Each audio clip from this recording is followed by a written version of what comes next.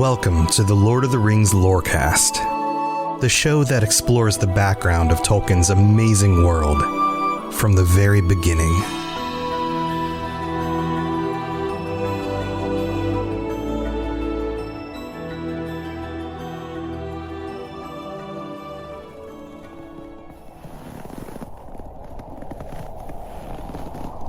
As Turin's story comes to an end, we know what happens with him. We know what happens with Neinor, but the rest of the family, their story isn't finished yet.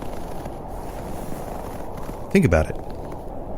What happened to Morwen? The last thing we heard, she was with the group.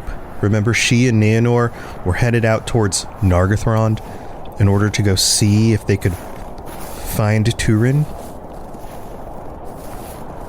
And then she disappears. There's also one other character, and we're getting close. This has been quite the journey up the mountain. Hurin, their father, is still hanging on the side of the walls of Thangorodrim, up on the top of this mountain. It's cold up here. I was concerned we might run across some orcs, but even the orcs don't want to be up on the cold sides of the mountain. So I think we're pretty safe. We're getting close. We're almost there. Now, just a reminder, Hurin has been up on the side of this mountain for a very long time, with the eyes and the sight of Melkor. Yep. All right. I think this is about as far as we're going to go. Now, Melkor hasn't forgotten Hurin. Hurin has been one of his favorite pets, and he has just gained... he lost a dragon, but in the process of doing that, he's definitely enjoyed the torment that he's given to this family that dared to stand against him. The very first line of chapter 22 is, "So ended the tale of Turin Turambar, but Morgoth did not sleep nor rest from evil, and his dealings with the House of Hador were not yet ended." If you thought that we finished up the story of Turin, the children of Hurin, and that things are going to get a little bit better here, well, not yet.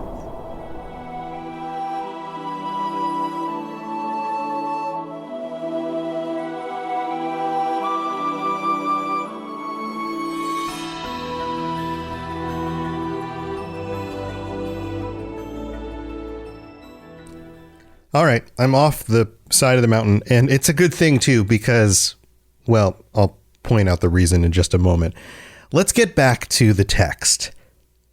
The next line after that, the second line, says, "Against them his malice was unsated, though Hurin was under his eye, and Morwen wandered distraught in the wild." Immediately, we're given two things. First of all, Hurin is still under his eye. He's sitting there enjoying his torment. But also, Morwen is alive. She's wandering in the wild and has been for a considerable amount of time. And immediately again, we are reminded about Hurin's situation. Unhappy was the lot of Hurin. He's not a happy guy. You wouldn't be either, hanging from this freezing mountainside. And all that Morgoth knew of the working of his malice, Hurin knew also. Remember, he has the sight of Morgoth. But lies were mingled with the truth, as is always Morgoth's way. And aught that was good was hidden or distorted. So Hurin saw the terrible things that happened, but the things that you could say were successes, the slaying of a dragon, Glaurung's death, was a bit distorted. He didn't quite understand the full measure of what had happened. And on top of that, Morgoth was not done messing with him. In all ways, Morgoth sought most to cast an evil light on those things that Thingol and Melian had done, for he hated them and feared them.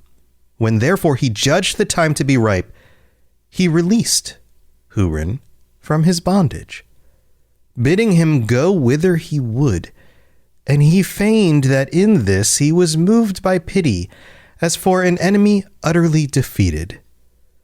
But he lied, for his purpose was that Hurin should still further his hatred for elves and men ere he die.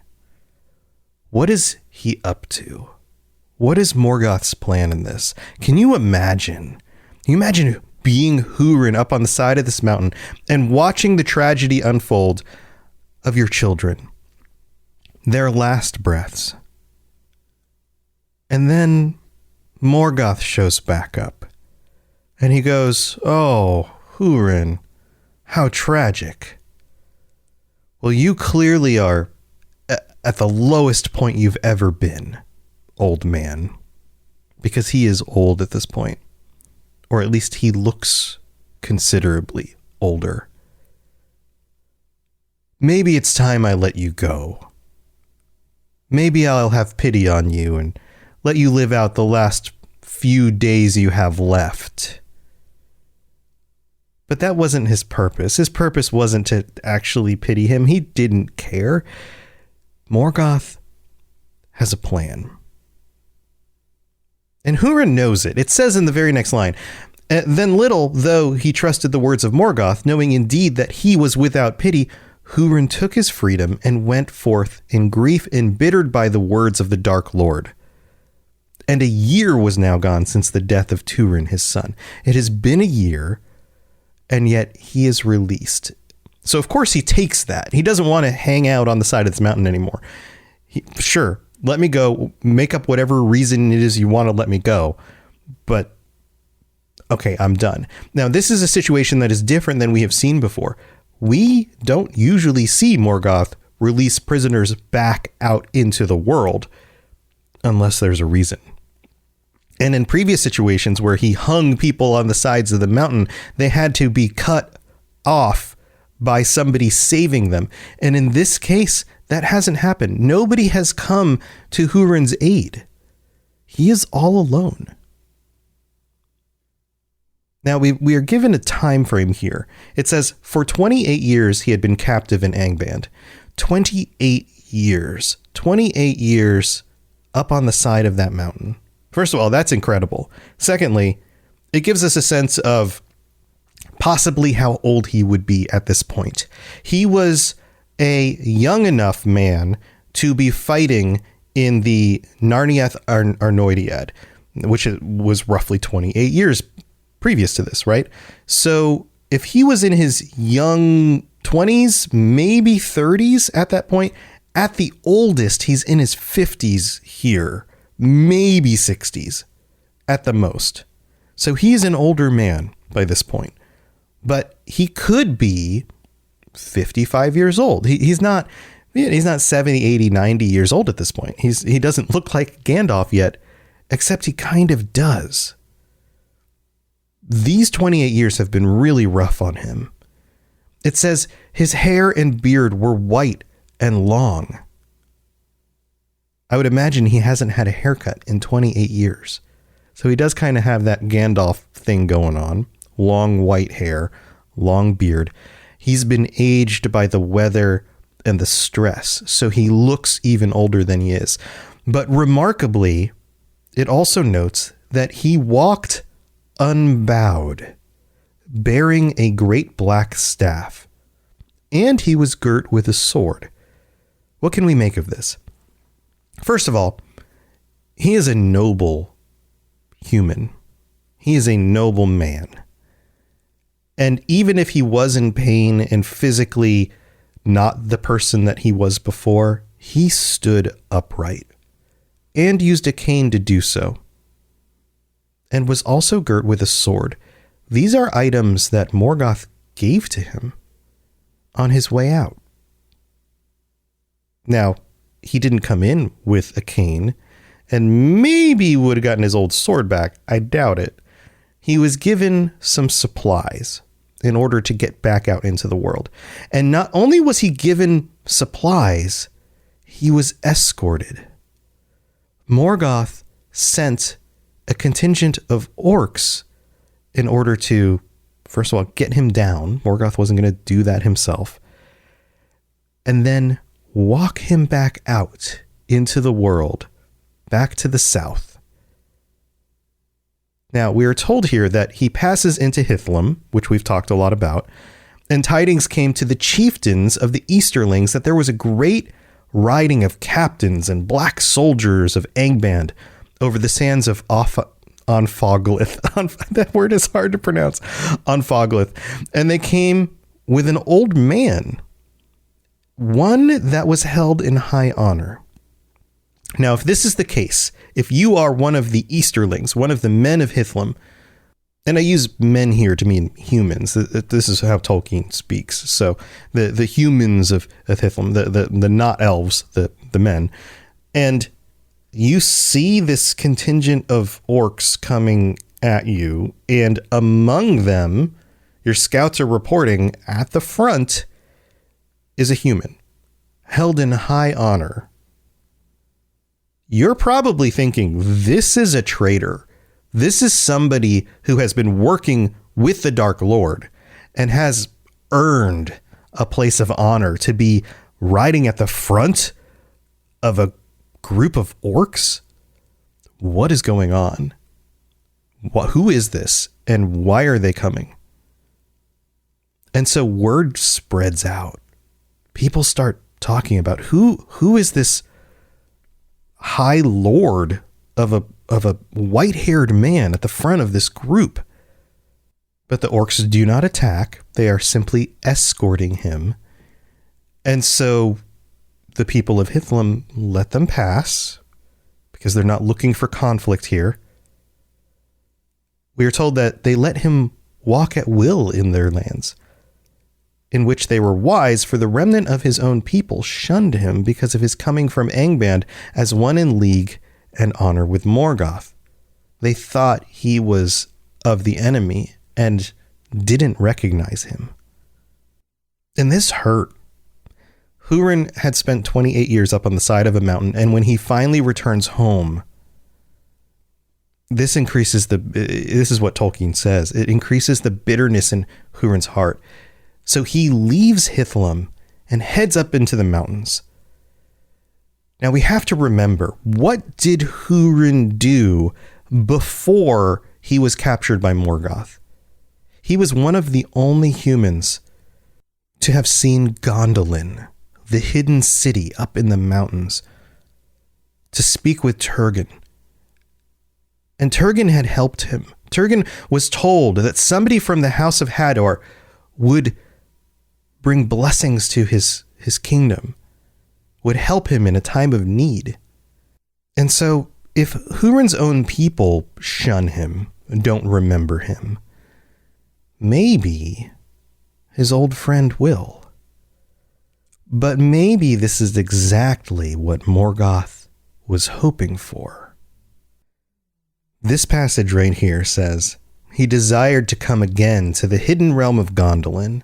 He went down, therefore, from arid Withrin, and he knew not that the creatures of Morgoth watched all his steps. At this point, he has been released by the group of orcs. They've let him go, but they've maintained watch. And if it wasn't originally that same group anymore, it was other spies, enemies. People were watching, or creatures even were watching. And crossing over the Brithiash, he passed into Dimbar and came to the dark feet of Ecoriath. All the land was cold and desolate, and he looked about him with little hope, standing at the foot of a great fall of stones beneath a sheer rock wall. And he knew not that this was all that was now left to see of the old way of escape. The dry river was blocked, and the arched gate was buried. Then Hurin looked up at the gray sky, thinking that he might once more descry the eagles, as he had done long ago in his youth, but he only saw the shadows blown from the east and clouds swirling about the inaccessible peaks, and he heard only the wind hissing over the stones.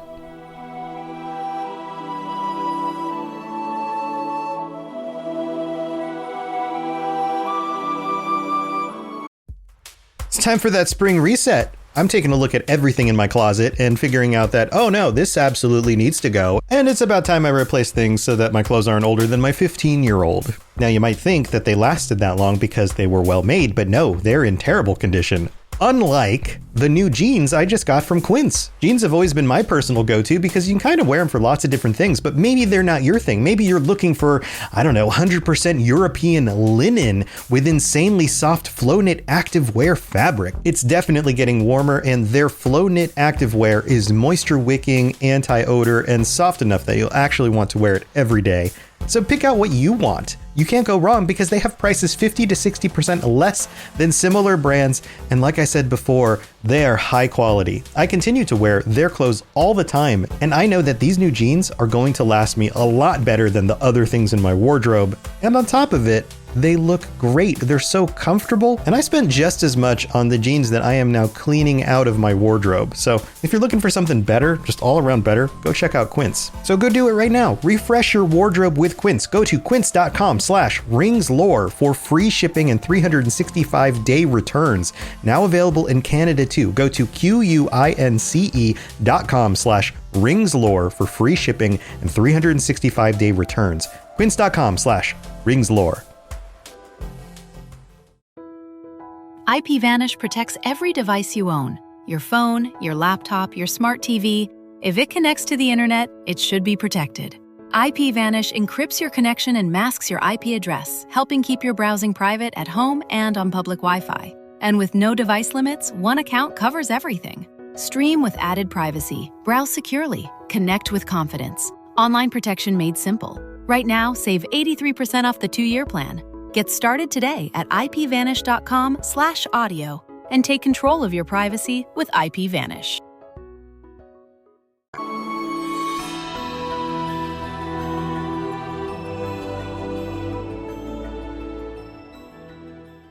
All right, this is the middle of the show. This is where we get to thank our patrons for being so wonderful. I'm going to use the word wonderful. I use awesome all the time. I'm going to use wonderful.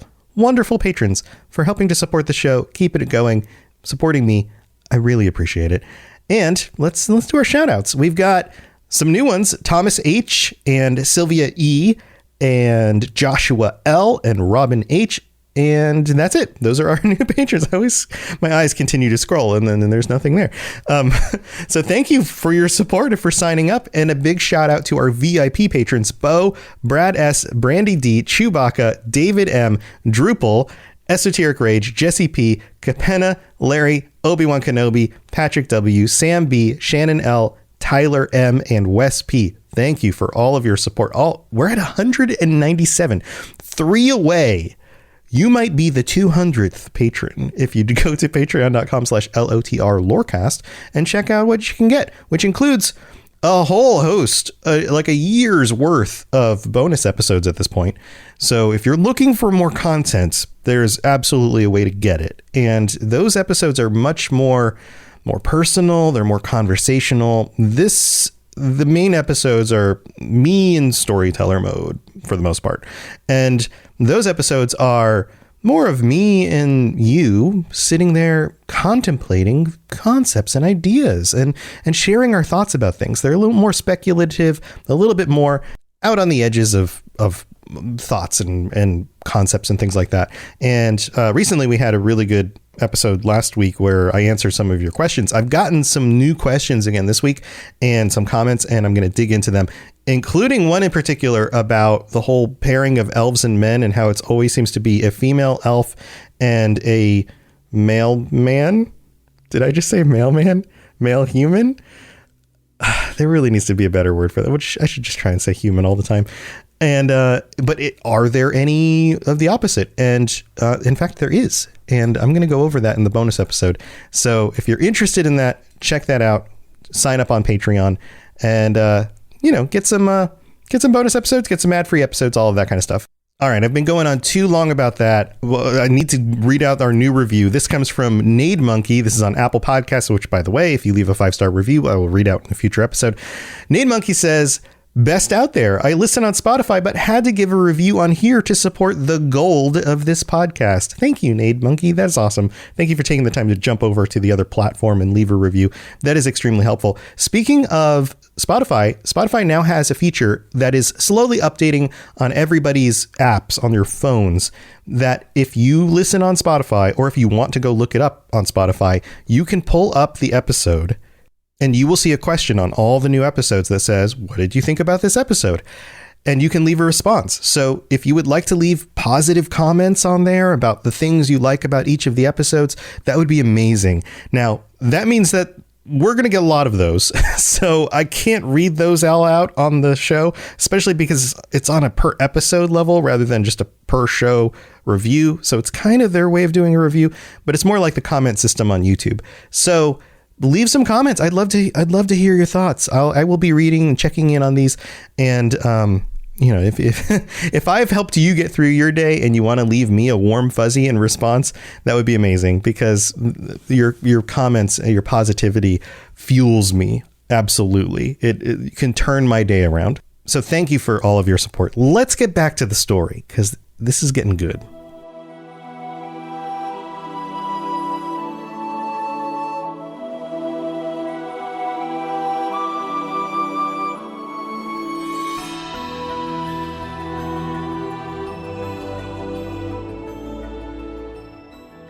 So we clearly know now some of what Morgoth intended to happen by letting Hurin go. Hurin knows where Gondolin is. Hurin might lead Morgoth to Gondolin. Gondolin is the only hidden kingdom left. There's no Nargothrond. There's only Gondolin and Doriath. Morgoth knows where Doriath is. He just can't get in there yet. But he has no sense of where Gondolin is. Where did Turgon go? Where is this whole other kingdom of elves? And part of it is because the eagles have been flying over this section of mountains, guarding it from any watchful eyes from above. Also, like was stated before the break, they've cut off any access to the outside world. The old passageways through these tunnels and things have been locked down. They just look like places where a bunch of rocks fell and there's nothing to see. And the eagles notice. The eagles notice Hurin looking up at the sky, trying to find a way back into Gondolin. And a conversation happens.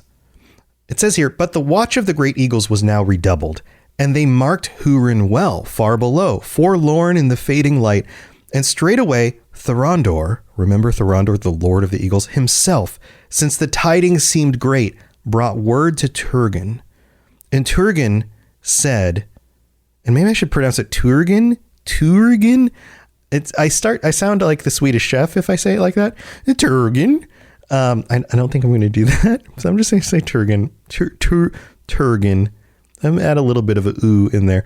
Turgon says, does Morgoth sleep? You were mistaken.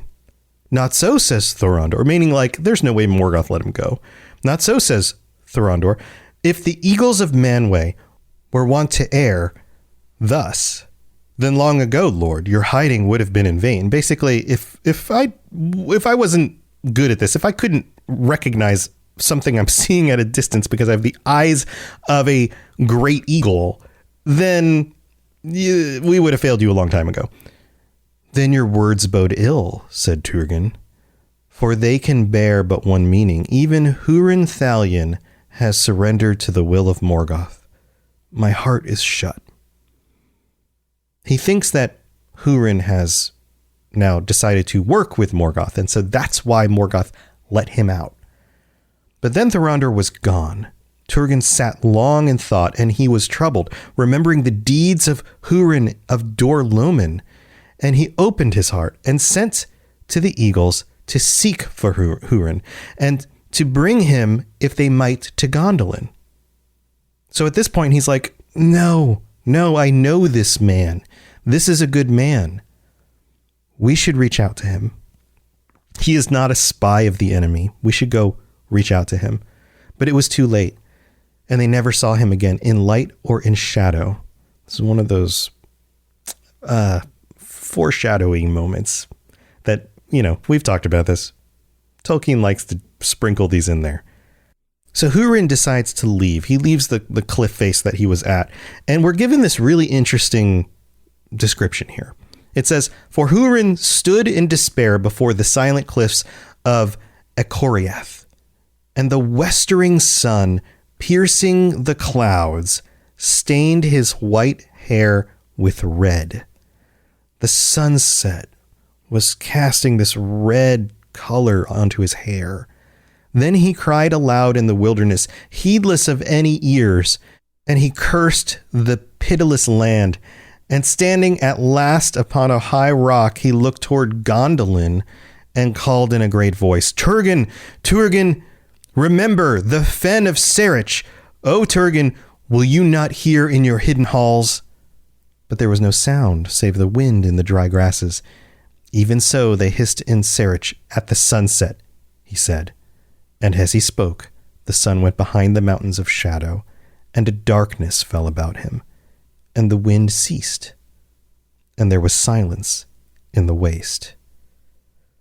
These words were not to nobody. He was directing them to Turgon. Turgon couldn't hear the words. But like mentioned before, Morgoth's spies were watching and listening. And in this moment, they saw the direction, they heard the name Turgon, and they knew that he was addressing the location of Gondolin. And in this moment, they had a little bit more information for where Gondolin might actually be. Now let's talk about the fading of the light. There's definitely symbolism there. Light is good. The westering of the light, the lowering of the sun, the casting of the red hue is ominous. And it's no coincidence that as soon as Hurin utters these words, the light fails and darkness covers him. This was a dark deed brought about by grief and the terrible burden that Hurin has carried up to this point. He's finally been let go, and he's found no friends, he's found no welcome, and he's desperately alone at this point. It says here, as darkness fell, Hurin stumbled from the rock and fell into a heavy sleep of grief. But in his sleep, he heard the voice of Morwen, lamenting, and often she spoke his name, and it seemed to him that her voice came out of Brethil. He gets a vision. Well, not so much a vision, but a sounding. I don't know what to call a vision that you hear. And he has a sense that she might be out there still. So he heads back to Brethil. And then we get this. Therefore, when he awoke, with the coming of day, he arose and went back to Brithiach. And passing along the eaves of Brethil, he came at a time of night to the crossings of Tieglin. We were just at the crossings of Tieglin. This is where Turin's story ended. The night sentinels saw him, but they were filled with dread, for they thought that they saw a ghost out of some ancient battle mound that walked with darkness about it. And therefore Hurin was not stayed, and he came at last to the place of the burning of Galarung. Let's pause here.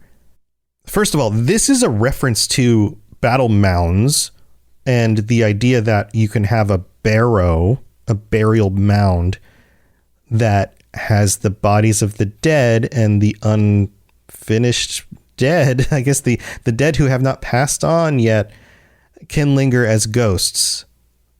Where have we seen this before? The Barrow-wights, right? They thought Hurin might be a Barrow Wight. And so they let him be. They do not approach at night. Also, he walked with darkness about him. He has been tainted. And it's not that he's choosing to do evil, but the evil is holding on to him, is the image we're getting. It goes with him as if it was something almost physically shrouding him. And he gets to the place of the burning of Glorung. And it goes on and says, and saw the tall stone standing near the brink of Cabed Nerimarth. But Hurin did not look at the stone, for he knew what was written there. Remember, he saw the things that Morgoth wanted him to see. That was the gravestone. That was Turin's gravestone. And his eyes had seen that he was not alone. Standing in the shadow of the stone, there was a woman, bent over her knees. And as Hurin stood there, silent, she cast back her tattered hood and lifted her face. Gray she was, and old. But suddenly her eyes looked into his, and he knew her. For though they were wild and full of fear, that light still gleamed in them that long ago had earned her the name Eledwin, proudest and most beautiful of mortal women in the days of old. As a reminder, Eledwin means elf sheen, or elf fair, elven fair. She was beautiful, like an elf, even though she was human. And the more you understand about Morwen and Hurin, the more you begin to understand their children and how, for example, Turin could have been mistaken for an elf. He was Morwen's child. And in this moment, for the first time in almost 3 decades, these two are brought back together. You come at last, she said. I have waited too long. It was a dark road. I have come as I could, he answered. But you are too late, said Morwen. They are lost. I know it, he said, but you are not.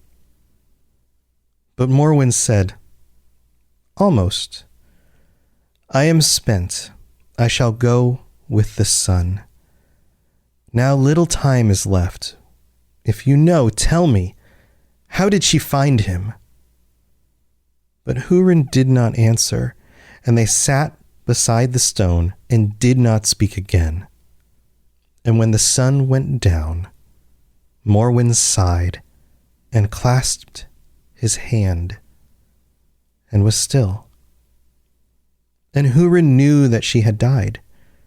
He looked down at her in the twilight, and it seemed to him that the lines of grief and cruel hardship were smoothed away. She was not conquered, he said, as he closed her eyes, and sat unmoving beside her as the night drew down. The waters of Cabed Nerimarth roared on, and he heard no sound, and he saw nothing and felt nothing, for his heart was stone within him.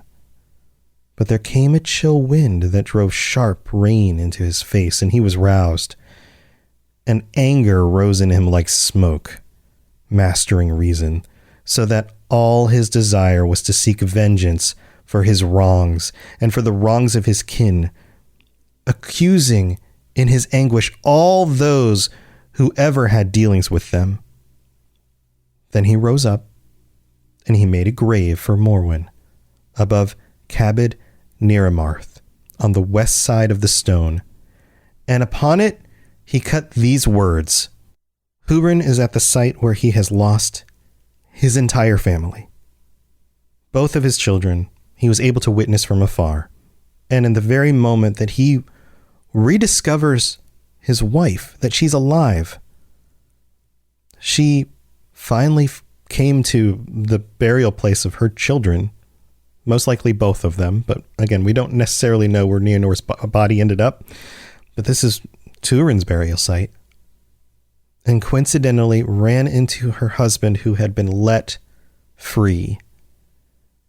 And in that moment, as the sun rises, life leaves her body. Can you imagine Hurin's despair at all of this? Now we're given one more paragraph before I let you go.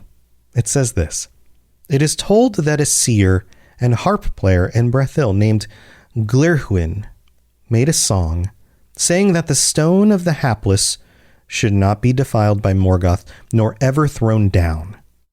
Not though the sea should drown all the land, as after indeed befell. And still Tol Morwen," that's the name of this mound where their bodies are buried, "stands alone in the water beyond the new coasts that were made in the days of the wrath of the Valar. But Hurin does not lie there, for his doom drove him on, and the shadow still followed him." Thanks for listening to the Lord of the Rings Lorecast. If you'd like to learn more about other fantasy worlds, check out my other podcasts, The Elder Scrolls Lorecast, The Witcher Lorecast, and more at robotsradio.net. If you'd like to reach out, I'd love to hear from you. Send me a note on Twitter at robots_radio, or join our amazing community on the Robots Radio Discord. There are links in the show notes, or just search Robots Radio Discord, or find the link on robotsradio.net. I'll see you next time. I sold my car in Carvana last night. Well, that's cool. No, you don't understand. It went perfectly. Real offer, down to the penny. They're picking it up tomorrow. Nothing went wrong. So, what's the problem? That is the problem. Nothing in my life goes as smoothly. I'm waiting for the catch. Maybe there's no catch. That's exactly what a catch would want me to think. Wow, you need to relax. I need to knock on wood. Do we have wood? Is this table wood? I think it's laminate. Okay, yeah, that's good. That's close enough.